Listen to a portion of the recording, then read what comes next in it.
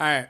So I don't own the Phoenix Suns. I'm not the front office. I'm not in the like replay room, all that. I'm not the one signing checks, right? But I watch this team. I think about this team and I have ideas about what should happen next. So the 25-26 Suns finished 45-37 and got the 7th seed. They survived the play-in, but now they're in the playoffs and they're not really a threat currently. The roster is in a strange place because we're post the Big Three era where Beal waived and stretched that freaking contract for that long. Durant's gone. Book is here, and we have a great young core, a whole bunch of players, a little few vets, and a head coach in Ott who's in. He's doing all right. So we have a good foundation here, but the next moves are going to decide if the foundation that we have going actually becomes something or if we're going to have to start over again. So here's what I think the Suns should be doing. Colin Gillespie needs to be better. Now, Gillespie is on a 1-year vet minimum. He averaged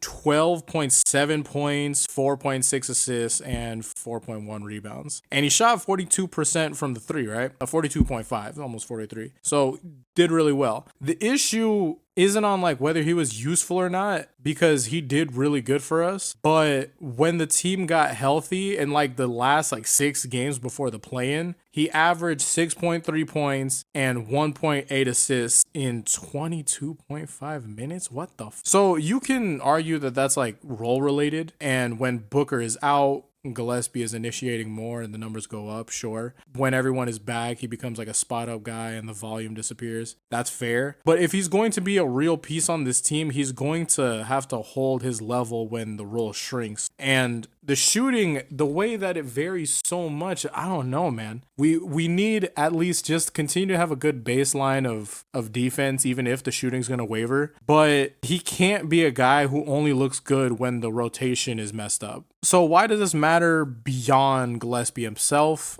I think contracts, money, because he's an unrestricted free agent. If he keeps the breakout numbers up consistently, his next deal is going to be pretty expensive. There are already reports that other teams are looking at him starting point guard. So if Gillespie gets better and proves it across like a full year of healthy rotations, the Suns can either pay him and feel good about it or get a real return in a sign and trade. Either way, Phoenix saves money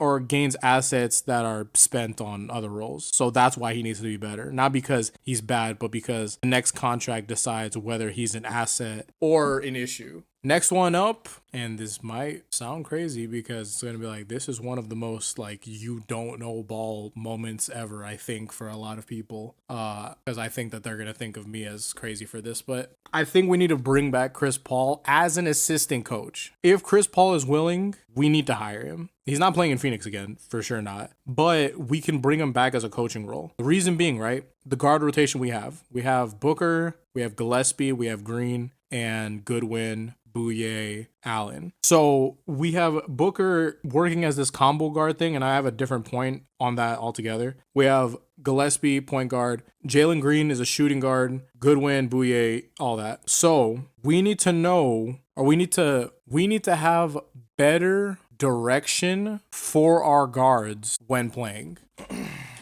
Because look at this, right? Chris Paul has spent his career making guards around him better, and even the big man even better than that. And he understands tempo at a level that very few people in the game to have ever played do. He understands how to direct bigs to the right spot before they even get there. So we have Mark Williams, Malo Ighodaro, Dunn. We have young bigs in general who need that prime guard telling him, yo, this is where you probably should be. And I think that when it comes down to it, we're getting really down with positions again when it comes down to basketball. I don't think that small ball is going to have the longest amount of time left to it, especially because it hasn't been that successful for teams that weren't the Warriors. I think we need to have better direction when it comes down to it. So someone like Chris Paul could help a lot with this. I think being the guy in the gym, on the bench, in the film room, especially in the film room, doing the work that Ott can't get to because, Ott is just doing his coaching shit specifically in terms of plays and all that. I think we need Chris Paul in general. And you can tell me if I'm tripping or not, but here's my thing. I saw Shea work with Chris Paul and become such a different player. And this is the same Chris Paul that had spent so much time outside of the game trying to help his players a lot. He did the same thing with the Spurs. He tried to do the same thing with the Clippers. They wasn't messing with him, but he's a huge team guy. So I think that he's one of the best moves that we can actually go for. The next one is I actually don't think we should trade any of our rookies. And I understand, a lot of the time people are just like, oh no, you have to be willing to just get a star player and all that type of stuff. I don't think that there are star players right now that would have been a good idea when we gut our team, because someone like Giannis Antetokounmpo or Ja Morant, who would we be giving up for that? I understand that we would probably be able to give up someone like Jalen Green, who would be our future, and it's going to be like, oh, you know what? Like, it seems like a pretty good idea, and you'll see a whole bunch of people be like, oh, you know what? It was a good idea in the time. But I just don't believe it. I just don't believe it at all anymore, because you're going to tell me that it seems like a good idea for someone like Giannis to show up because of how much he can do and all that and how that would be good. But I don't know how much time Giannis has. Now, granted, I don't know how much time that the rookies have. Could they get worse? Maybe. But trying to trade up on something that you could easily just work towards building when we don't already have any picks to work with or just any sort of basis besides trying to trade Grayson Allen and Royce O'Neal again for the 50 bajillion time. I really don't see a reason as to why we should trade them up. We traded up Kamara. We definitely should have done that one. We traded up Ayton. That was probably the best thing we could have done. We traded up Mikal Bridges. We probably should have kept that one. Debatable though, because of how much his contract was. And honestly, I'm not really against if the whole thing was that we'd have to get off the books, and we definitely got the players that we have right now. I just don't think that we should just continue to gamble on who the heck we're trading, especially not trading no person like Jalen Green. Now, Maluak, I especially don't want to be trading, because I know that so many people had seen him starting off slow because he was in the G and all that, and the same thing with Kobe Brea and Fleming and all that. But no. It's not. It doesn't even matter if other people don't see the potential in it. I just don't think it's a good idea to gut your core for a star player who might not even play anymore because he is aged up at this point. If you were going to say that, oh, we're going to be trading somebody like Jalen Green and maybe Dunn and one more player for Shea, obviously most people are going to take that trade. That one's a pretty straightforward one, especially because Shea is younger compared to Giannis, and we don't really have to worry about his legs blowing out like that, and he's an MVP caliber player currently. But how many players that are being offered versus how many players that are on the table, it's just such a large disparity to where I don't really think it's a good idea for us. I think we keep the rookies, we let them grow. If you're wrong about one of them in 2 to 3 years, then the trade value will probably be higher anyways. Next point, I think point Book still shouldn't happen this much. Booker is averaging 6 assists per game, and it's the highest on the team because, he's the lead initiator for a lot of these nights. I get why that happens. But when the rotation is hurt and Booker is the most reliable guy with the ball and putting it in his hands is the safest option for the offense, I just don't think that it's that reliable anymore. It's not what I want for long term. Booker has carried this team for years, and putting him as the primary point guard for full games every game, I feel like we're grinding his skill down. Booker used to be able to spray that shit. Booker used to be able to do whatever the fuck he wanted to because he was playing with Chris Paul. But ever since that damn Big 3 trade, we've just been gutting his abilities. And obviously you can say that oh, maybe Chris Paul inflated his stats. Yeah, maybe to a degree, but his own skill was already so much, especially on his own pull-ups. I don't think that Gillespie is ready to be that definitive one. I think that maybe if we were to guess someone like, I don't know, Trey Jones maybe, Isaiah Collier, I know that his 3-point shooting hasn't been the best, and defensively we have to look at whatever the fuck is going on with that, but he was playmaking really well. There's also Ty Jerome from Memphis, I think. I think that one's probably the best case scenario, getting Ty Jerome or Trey Jones. But a lot of the best facilitators who we have, or at least just people just getting just assists in general, a lot of the time they are missing a certain thing that I do feel like trading off Royce O'Neal and Grayson Allen would probably hurt us, but I think it's about picking what you want to do. I think trading off Royce as a vet 3-and-D guy can definitely get other people's rookies in line. Maybe that's the exact thing that they need. But I would be down to get a point guard that would be able to help Booker be Booker instead of him having to dictate everything. The next point is to kind of reaffirm the other one. I'm saying that we shouldn't get a star like Giannis or Ja unless the other team is coming off the book. So this one, it's going to need more explaining. People look at Giannis, and a lot of the time we're assuming that, oh, okay, he's a superstar and you just kind of slap him in anywhere he wants to. But here's the thing. When Giannis won that title against us, yeah, Drew Holiday, Chris Middleton, and Brook Lopez all in form. Fully built roster. Giannis didn't win because, oh, okay, I'm just Giannis. I did everything like that. We even had arguable points where it's like, wait, maybe it's Chris Middleton finals MVP. Obviously, it sounds like an egregious ass point, but if you really do look at how Chris Middleton was performing, if you really look at how Drew Holiday was performing, if you really look at how Brook Lopez was performing, you don't definitively just say Giannis just did all of the work. I think the only way is if they're getting off the books. We couldn't really stop Giannis when we had a real cast. Like, we probably needed a different center to help that position for someone like him. But even then, DeAndre Ayton was at one of his best defensive moments there. But imagine that we didn't stop him then, especially with the cast that he has. If we put him on that team, if we put him on our team, not that team, then we're also not going to be able to build a real cast around him because we're going to be giving up a lot of what we have. Ja Morant, though, I think Ja Morant is different. I think 2 stars, 1 team is kind of how basketball is played currently. So Booker and Ja in the backcourt, that actually makes a lot of sense for me. But the deal has to make sense too. I think that the Grizzlies have to come off the books to a certain extent. And, you know, maybe like, hey, we're just paying you off and like respect for all that you've done for us.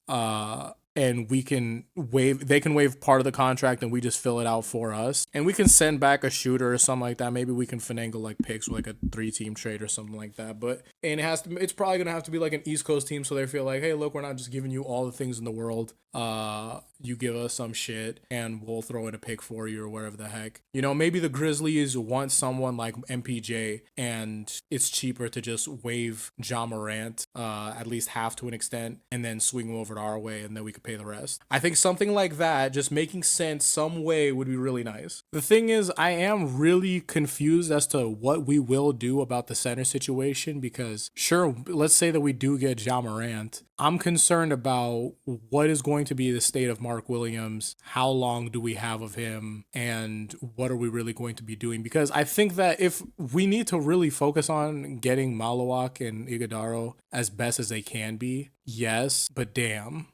I'm using this website as a placeholder, but these are some of the players who I actually think I would like to see when it comes to the next season because James Harden has to sign a new contract and, you know, depending on how it goes in Cleveland, like just in general, they might just blow it up.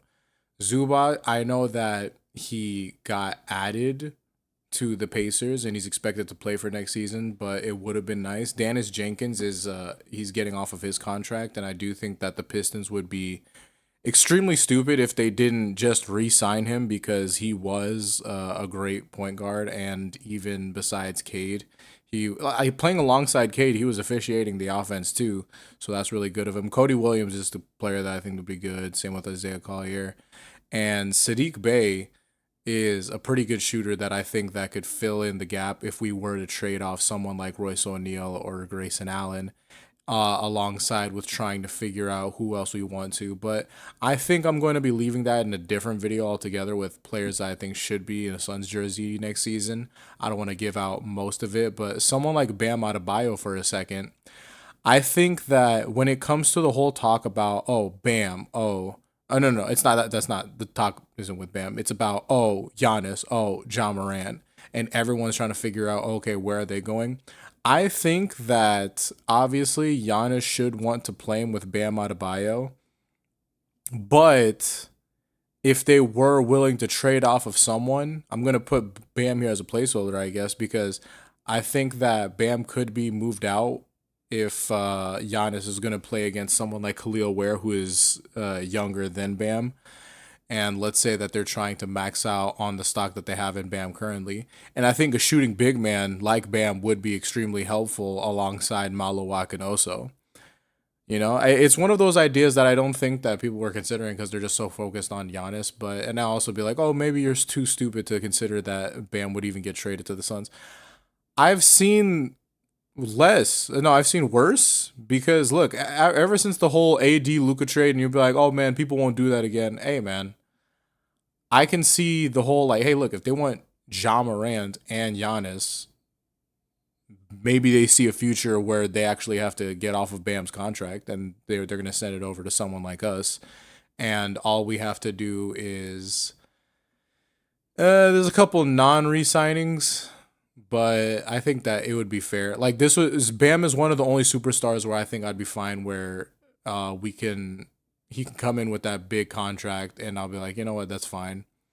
James Harden, if he was to sign for not as much, that'd be great. But I understand why he wouldn't because of his past history with other teams on how they don't fulfill his wishes and getting that to work. So, fair. But yeah, the last one is going to seem pretty ridiculous, but I think it kind of makes the most sense. Trading Royce O'Neal and Grayson Allen, right? It's not about actually trading them. I'm really confused as to what are we doing though. Everyone is saying that we should trade Royce, we should trade Grayson Allen. Of course we should, all this stuff. And every time I look at what we would get back, the trade requires the other GM to do something that a GM just wouldn't do. And here's the thing, right? Royce and Grayson Allen, we actually have the potential to shoot like a team that actually spaces the floor. Are we the Celtics? No, but we're somewhere on the map. If we get rid of those two, a lot of our perimeter shooting is just not the same at all. Like, look at the rest of the roster, right? Gillespie is on and off. Booker's shooting numbers haven't really been what they were, and I'm not sure what I'm watching some of these nights. Our bigs can't stretch the floor. Malawak isn't getting the opportunity to shoot from out there yet. I've seen like 1-3 so far.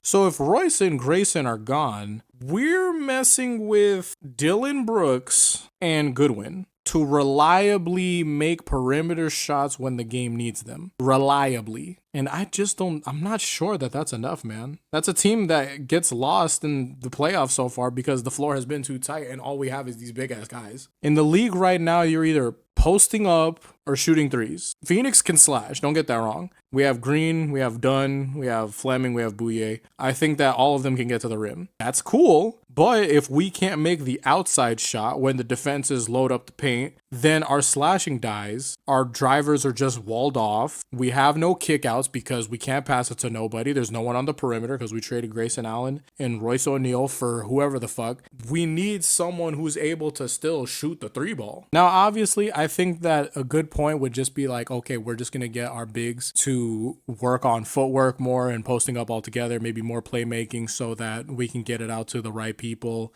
And maybe we can run some Spurs ass 2014 offense to where the best shot is inside the paint, but like how many people can clog the paint? A lot of teams can do so still. So I don't think that it's just so simple to trade off Royce and Grayson Allen when we're the ones who have some of the best 3-point shooting because of them statistically. But yeah, I'm not no GM. I don't own the Suns, but I just think that we should be developing what we have. And I do think that there are trades to be made. I just don't know exactly how we're going to get this shit off. Obviously, it's going to be like, well, we're going to have to move off of some rookies if we want to be a championship caliber team. I'm not sure. If I really get Kobe Brea up in there and then he's shooting the three ball good, if Malawak isn't someone you can sag off, that would be really good. The Booker three ball, I don't know. Like, we're expecting too much for someone who's around, 30, about to get past 30, all that, whatever the fuck. Goodwin, cool, okay, fine. But I don't know. We really do need someone like Gillespie getting better. He does matter so much for this team. But that's all I got. Hopefully I'll see y'all in the next one. Until then, peace out. Godspeed.